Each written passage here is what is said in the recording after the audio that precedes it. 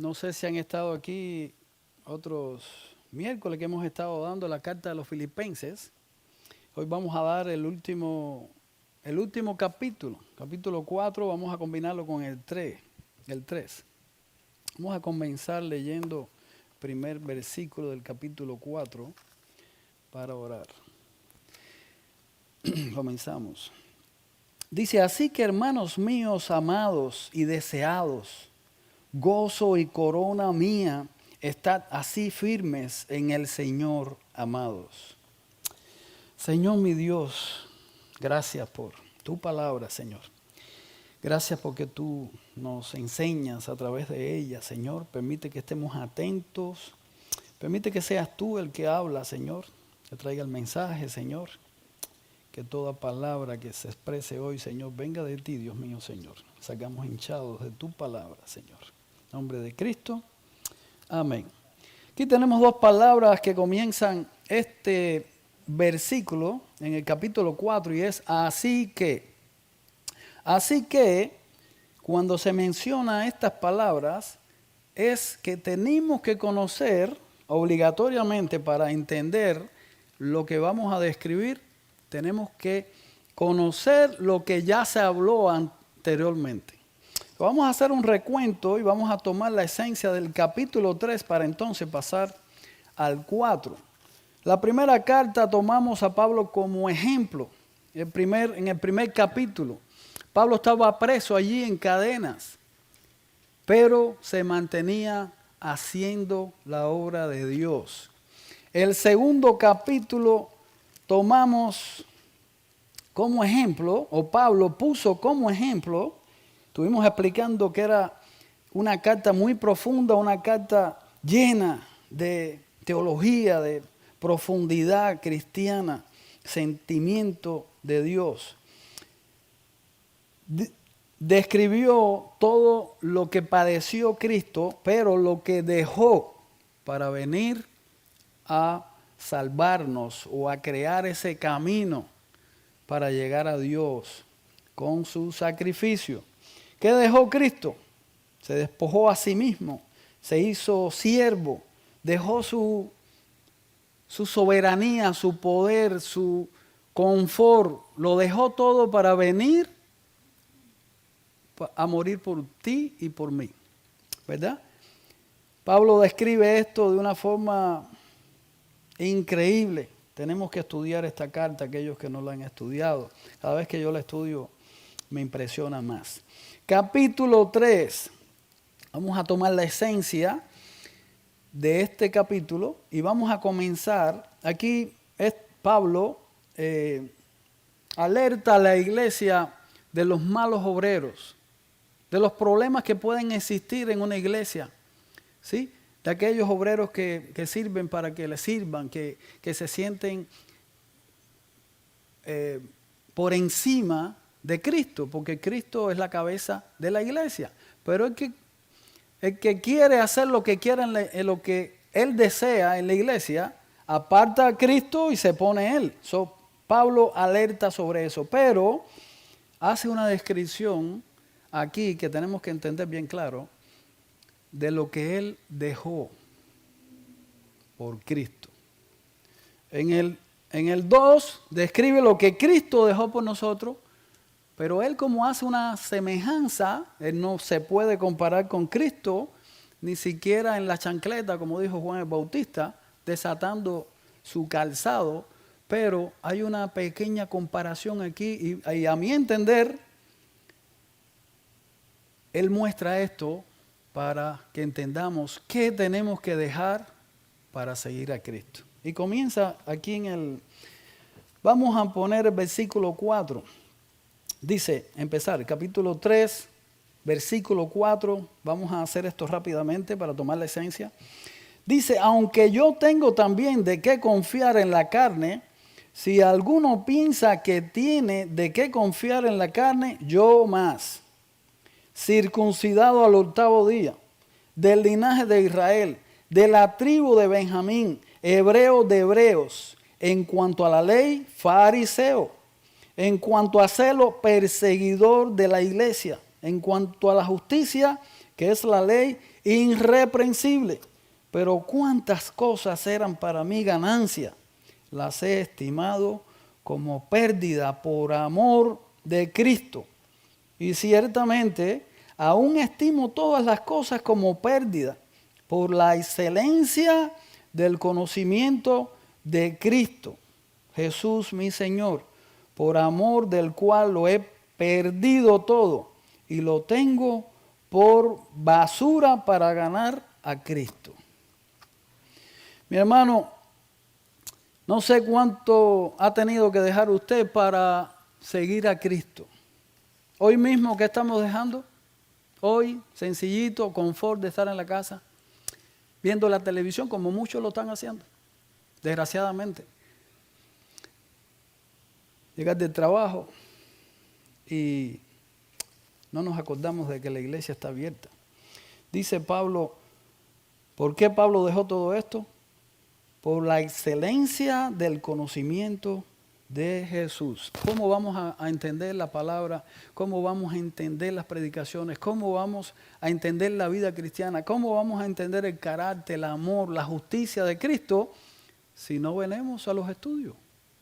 En los estudios donde más se aprende, el pastor da unos estudios aquí todos los miércoles buenísimos, también unas escuelas dominicales buenísimas, y somos un pequeño grupo. Mira cuánto ha dejado Pablo. Tenemos que tomar esto bien profundo. Cuánto poder, títulos, excelencia, porque él era... Aquí no menciona algo, que era que él era soldado romano. Por encima de todo esto, también era soldado romano. Él desechó todo eso para trabajar en la obra de Dios, ¿verdad? Y incluso allí en la prisión, que es lo más que nos impresiona en esta carta sencilla de 4 capítulos, él está esperando la muerte. Y no se detiene, él está sirviendo a Cristo. Todo lo dejó por basura. Lo menciono porque la Biblia lo dice. Así mismo, basura todo. Primero Cristo.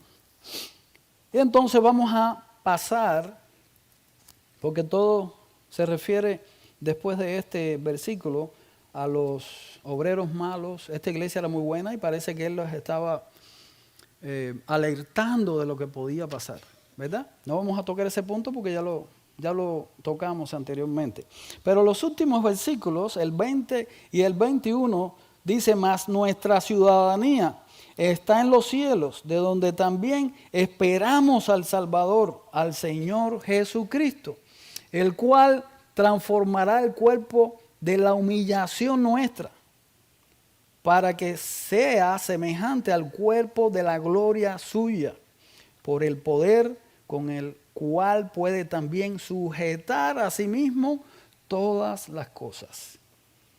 Después de esto comienza el capítulo 4, donde él dice, así que, entonces se estaba refiriendo a todo lo anterior dicho y termina, él sujeta a sí mismo todas las cosas. ¿Qué sujeta a él? Todas las oraciones que estábamos mencionando ahorita mismo, todas las enfermedades, todas las esperas, todos los afanes, todas las preocupaciones. Sujeta esta obra, sujeta todas las obras en el mundo entero. No podemos explicar cómo podemos estar aquí, cómo otras iglesias pueden estar en pie, porque tenemos muchas cosas en contra. ¿Por qué? Porque Él sujeta a su iglesia, Él sujeta a su familia, Él sujeta a su trabajo.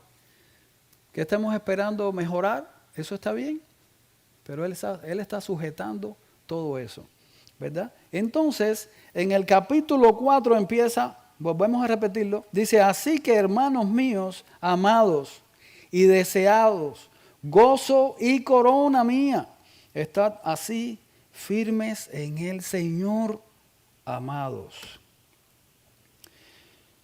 La primera palabra se refiere a hermanos, claramente son aquellos que son hijos de Dios. ¿Quiénes son aquellos que pertenecen a Cristo? Juan 1, 11 y 12 dice, aquellos que los recibieron, Él les dio derecho de ser llamados hijos de Dios. Aquí se está refiriendo a aquellos que conocen la palabra y conocen a Cristo. Porque si usted le menciona esto a alguien que no conoce de la palabra, lo va a tildar de loco. ¿Sí?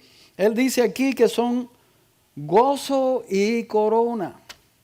Allí en la prisión, este hombre que no tiene nada que ganar con el Evangelio, muchas personas piensan que el Evangelio les da riqueza, puesto, carro, beca. Este hombre le da gozo saber que esa iglesia está en pie. Aquellos que trabajamos en la obra y todo cristiano debe tener gozo de lo que se hace en la iglesia. Este hombre tenía un gozo tan grande por la obra de Dios que allí preso no tenía otra cosa que escribir, el gozo y corona. Corona, sabemos claramente, el Señor menciona las coronas, no sabemos cómo van a ser las coronas, pero sí, van a haber coronas en los cielos según la palabra. Y Él dice, son corona mía, ¿verdad? Aquellos que aman al Señor y todo lo que hacemos en la iglesia, vuelvo y repito, es corona, pero no es por amor, no es para ganar títulos, no es para ganar una corona.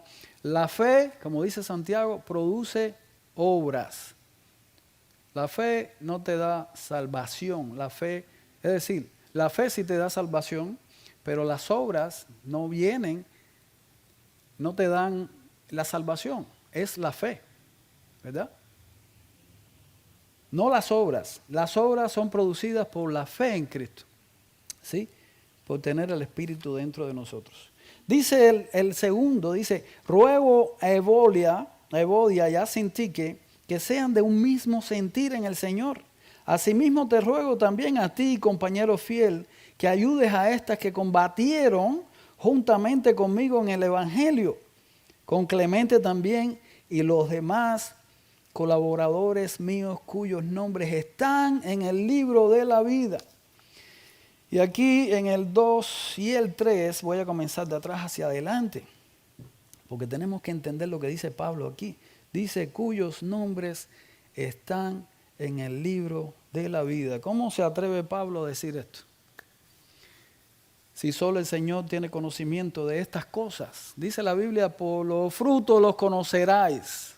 Empezando por ahí, tenemos que saber que Pablo vio a esas personas trabajando con él, luchando con él por el Evangelio. Y sabemos mucha gente que trabaja con nosotros, no tenemos iglesias perfectas, la iglesia perfecta está en los cielos. Y aquí es claramente, se ve eso, como Pablo dice, están escritos en el libro de la vida, pero sin embargo, más al comienzo, tienen un conflicto. La Biblia no dice en detalle por qué tenían un conflicto. Pero puede haber sido por doctrina, puede haber sido por los diezmos, puede haber sido por la dirección de la obra, ¿verdad? A veces queremos sobrepasarnos y decimos, no queremos el templo rojo, queremos el techo azul, queremos los bancos limpios todos los domingos. Y tenemos que tener un mismo sentir, dice Pablo. ¿Cuál es ese sentir? ¿De qué estamos hablando aquí? El sentir es Cristo en el centro. El sentir tiene que ser lo mismo debajo de una mata que sentado en un banco que en una casa. He visto muchas iglesias que han surgido en casas. Y Dios no premia a aquellos que tienen edificios inmensos. Dios no premia a aquellos que tienen títulos. Dios premia a aquellos que luchan por el Evangelio. Este hombre lo dejó todo. Y está diciendo aquí, hermanita, tenemos que tener un mismo sentir. ¿Verdad? ¿Por qué razón? Porque somos hijos de Dios y no tenemos el mismo pensamiento. Tenemos que aceptarnos unos a otros y ayudarnos como buenos cristianos. Eso es lo que está diciendo Pablo aquí. Y menciona una palabra muy, muy importante. En el versículo 2 al comienzo, él no le da un regaño, le dice, ruego a Evodia y a Sintique. Qué hermoso. Él sabe que son dos hermanas que aman a Cristo, pero están confundidas de una forma o de otra. Le dice, ruego a estas dos hermanas. Ruego, le está pidiendo de rodillas, le está pidiendo allí con su corazón, tienen que tener un mismo sentir. No importa que tú te guste el rojo y a aquella le guste el azul, o tú quieras hacer una fogata el domingo para todo el mundo, hay que tener el mismo sentir. Todo eso es para Cristo. Todo lo que hacemos, el audio, estar sentado ahí, estar estudiando, estar orando, no es para mí. Tenemos que entender eso claramente. Todo lo que hacemos en la obra de Dios es para Cristo. Si alguien hace algo que no es para Cristo, es en vano. Dios no lo está mirando. Si alguien canta, ahorita estamos hablando de eso, para Él, no, Dios no lo oye. Tal vez oye a aquel que no tiene voz. Si alguien predica para Él, tampoco. Tiene que ser para Cristo, un solo sentir, tiene que ser para el Señor, ¿verdad? Dice el 4, regocijaos en el Señor siempre, otra vez digo regocijaos. Oiga esto, un hombre que está preso, un hombre que está esperando la muerte y hablando tan profundo, regocijaos. No es que dejemos el confort de nuestros hogares para venir a la iglesia, no es que trabajemos en la iglesia, en cualquier cosa, desde el pastor hasta el más simple. No es hacer ese esfuerzo, tiene que ser con regocijo. Regocijaos, y lo dice 2 veces, cuando la Biblia repite 2 veces algo, es bien importante, regocijaos. Ahora, hay que regocijarse que estamos aquí. Dice el 5, vuestra gentileza sea conocida de todos los hombres, el Señor está cerca. Óigame, la gentileza, cuando nos tratan mal, cuando nos dicen algo, nos sentimos mal. Pablo está clamando aquí, tenga gentileza. ¿Sabes por qué? El Señor está cerca, dice el 5. Hace 2000 años de esto. Debe estar ya en breve o debe estar muy cerca. Sí, cuando aquello estaba cerca, ahora debe estar muy cerca. Dice el 6, uno de los versículos más profundos que tiene este capítulo. Todos son profundos, esta carta es increíble. Pero el 6 dice, por nada estéis afanosos, sino seáis conocidas vuestras peticiones delante de Dios en toda oración y ruego, con acción de gracia. Qué profundidad. Dice el Señor, no te preocupes de mañana. Todos tenemos pensamientos y necesidades y preocupaciones de todos tipos. Pero aquí, recuerde que cuando un hombre de Dios habla, Pablo en este caso, está hablando el Espíritu. Esto no lo está diciendo Pablo porque él quiere escribirlo. Esto es el Espíritu de Dios diciendo, no estéis afanosos. Muéstrale las peticiones delante de Dios en toda oración. ¿Cómo se las vas a orar? Diciéndosela al pastor. ¿Puedes comentarla con el pastor? Es bueno, el pastor le da un consejo, estoy seguro que es bueno. Pero primero tiene que arrodillarse y orar y seguir a Dios y plantarle sus oraciones de corazón y ruego. Ruego. Tú no puedes ir al Señor con una lista de peticiones todos los días. Es como como los hijos. Todos aquí pudieran hablar de este tema, dándole a los hijos, dándole techo, dándole gasolina, dándole carro, dándole comida, alimentándolo todo el tiempo, aconsejándolos, cuidándolos, vistiéndolo. Y nunca viene el hijo y dice, gracias papi, te amo. Lo mismo es, si nosotros sentimos dolor, ¿cuánto sentirá Dios? ¿Saben cuántas veces Dios nos ha librado de peligros, de enfermedades, de muerte, de gente mala? Esta semana estuve 2 meses trabajando en un trabajo peligroso. Subí arriba una escalera ahí en un 3er piso. Y oraba y le dedicaba el día a Dios porque era peligroso.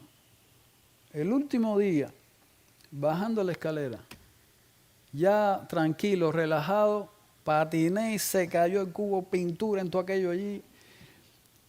Y le dije, lo primero que dije, Señor, de lo que me has librado. Yo estaba en un tercer piso ahí arriba, 2 meses, todos los días. Patiné ahí mismo y pues no me caigo de espalda porque me enredé con la escalera, una escalera altísima. Y ahí es cuando uno dice, Señor, si uno siente por Dios, en ese momento yo dije, Señor, ¿de cuánto me has librado?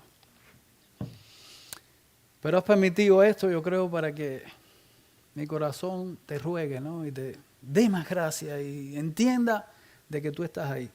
A veces tienen que suceder las cosas para que veamos quién es Dios. ¿Ve? Tenemos que tener acción de gracias cuando vamos a orar. Es muy importante porque ahora mismo, con todos los problemas que tenemos, estamos aquí. Vinimos en un carro, llegamos a la casa, más que bueno o malo, tenemos aire acondicionado, tenemos el refrigerador con comida, tenemos nuestros hijos en la misma cosa, luchando. Y estamos aquí, ¿verdad? Tenemos que agradecerle a Dios que no estamos en un hospital. Todos los problemas que tenemos que son mencionados aquí y otros que no son mencionados, pero estamos aquí, ¿verdad? Tenemos que darle gracias a Dios en medio de la oración. La oración tiene que estar acompañada de gracias, Señor, por todo lo que me has dado. No es una lista de peticiones solamente. Dice el 6, no, el 7.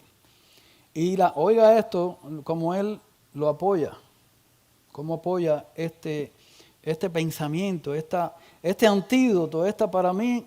Ahora les voy a leer algo que estuve anotando porque no hay palabras para describirlo, tuve que anotar algunas cosas. Dice, y la paz de Dios que sobrepasa todo entendimiento, guardará vuestros corazones y vuestros pensamientos, ¿en quién? En Cristo Jesús. No en el doctor, ¿verdad? Que sabemos que tenemos problemas. No en el país, aunque necesitamos todo eso y Dios también provee todo eso, ¿verdad? Pero ¿quién es el que va a dirigir todo eso? Cristo. No es, sí, gracias doctor, gracias lo que tengamos, ¿no? Pero todo es en Cristo Jesús. Él es el que dirige los corazones del doctor, del médico, del país, del presidente, de todos. Y quiero leerlos algo aquí que estuve anotando para que entendamos. Vamos a terminar con el versículo 13, pero antes quiero leerles estas anotaciones que hice en este estudio. Dice, esta no es solo una carta, es una revelación de cómo vivir en paz y gozo y propósito, a pesar de las circunstancias, ¿sí? No es una carta, es un código de vida, es un antídoto para combatir la ansiedad, la soledad, la persecución, la atracción y encontrar contentamiento cuando todo se derrumba. ¿Cómo es posible que esto saliese de una prisión?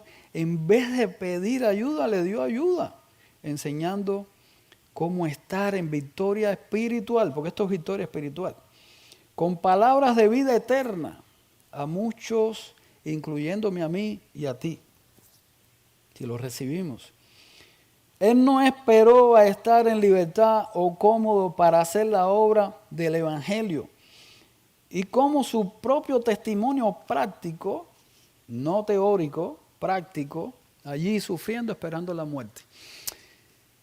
Esto, el pensamiento detrás de todo esto es,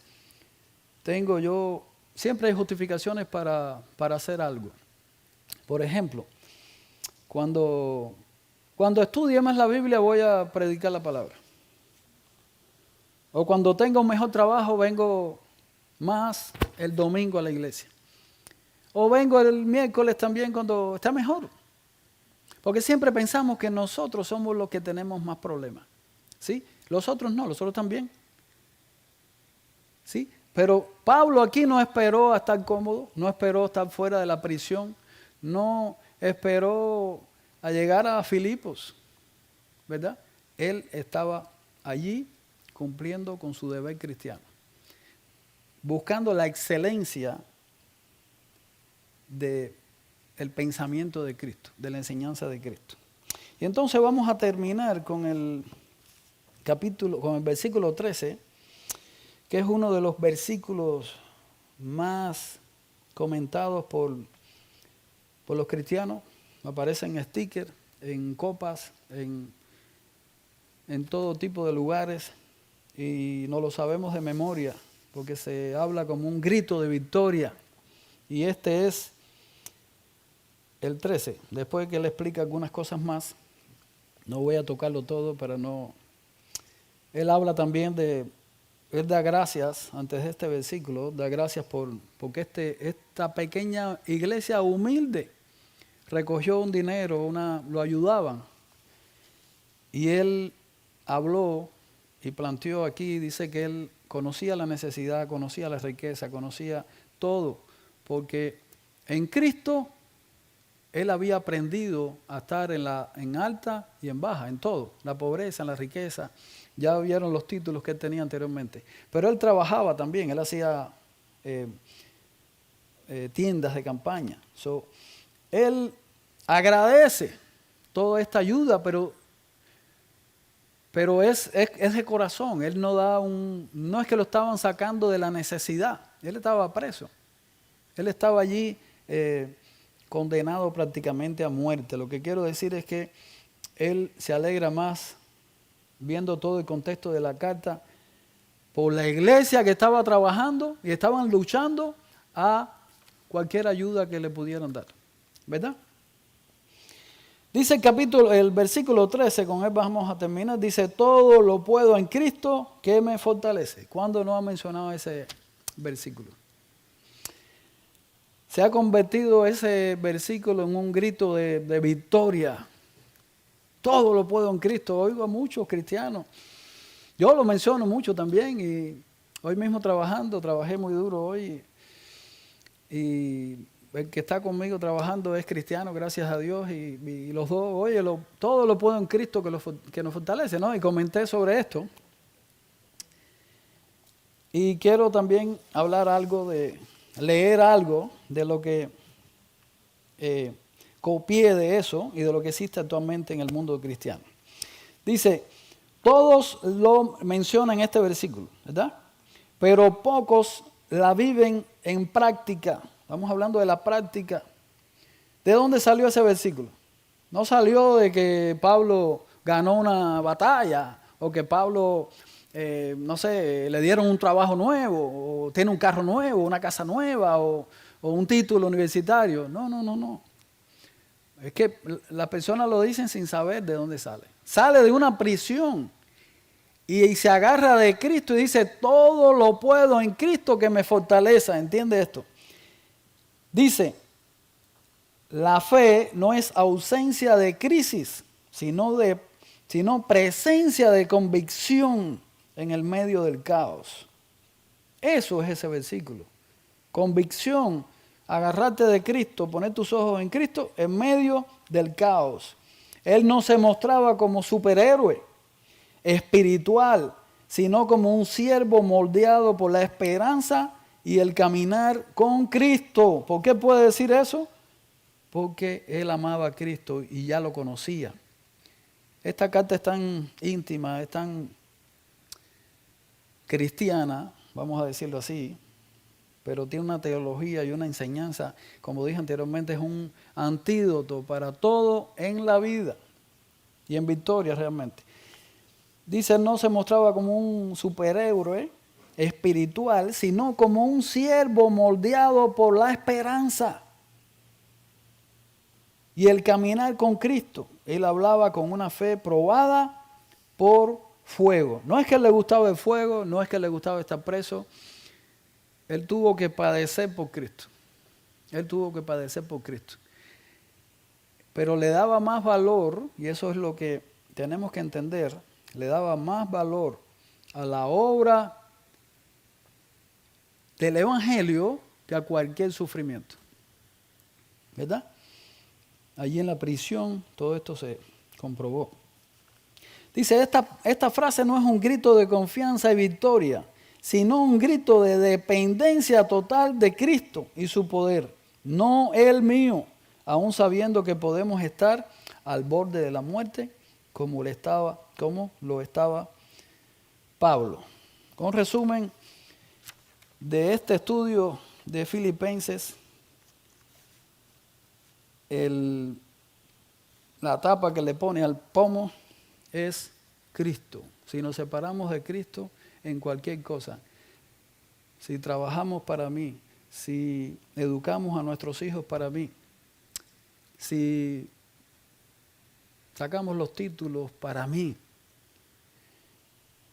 te va a ayudar en tu vida todo esto. El esfuerzo, por supuesto, pero Cristo tiene que estar ahí. Si no, todo el dinero, puede ser que usted sea el millonario más grande del mundo, puede volvérsele agua, o el más pobre del mundo. Y además, si lo hace para usted, no funciona. He visto gente muy necesitada con mucha felicidad, con muchos problemas y con mucha felicidad. Cristo está en el centro de su casa, de su matrimonio, en la crianza de sus hijos y en la iglesia. Aquí tiene que estar Cristo. Si no está Cristo, todo esto lo hacemos en vano, ¿verdad? Vamos a orar. Señor, mi Dios, gracias por tu palabra, por tu enseñanza, por estas cartas, mi Dios, que son tan profundas, Señor.